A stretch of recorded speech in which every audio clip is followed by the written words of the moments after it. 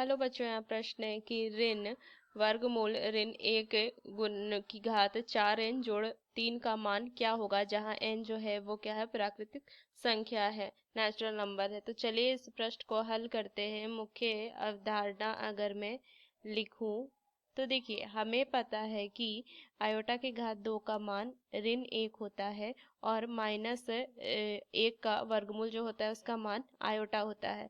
उस तरीके से अगर मैं लिखूं कि आयोटा की घात 3 क्या होती है, यहाँ से अगर मैं लिखूं तो आयोटा का वर्ग गुना में आयोटा मैं लिख सकती हूँ, तो माइनस आयोटा हो जाएगा मान, क्योंकि इसका मान तो -1 है।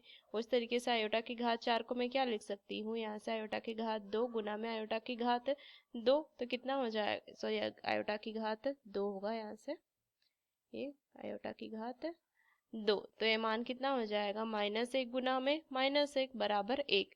तो चलिए बस ये चीज हमें ध्यान में रखनी है। चलिए इसको प्रश्न को हल करते हैं। तो दिया हुआ है कि माइनस में वर्गमूल -1 पूरे की घात 4n जोड़ में 3।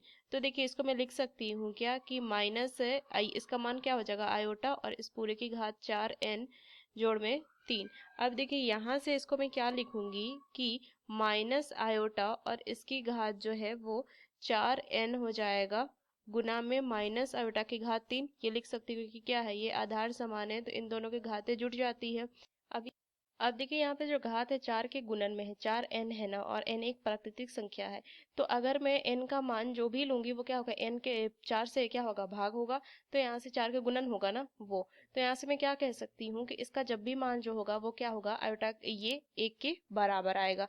तो इसका मान जो आ जाएगा 1, और गुना में यहाँ से देखिए आयोटा की घात ऋण आयोटा की घात 3 है, तो यहाँ से मान कितना हो जाएगा, आयोटा की घात 3 है, तो यहाँ से आ जाएगा आयोटा। तो ये जो मान आ जाएगा वो आयोटा के बराबर आ जाएगा। इसका सही उत्तर आयोटा होगा। तो इस मुख्य अवधारणा का इस्तेमाल करके हमने इस प्रश्न को हल किया। आशा करते हैं प्रश्न आपको समझ में आया। धन्यवाद।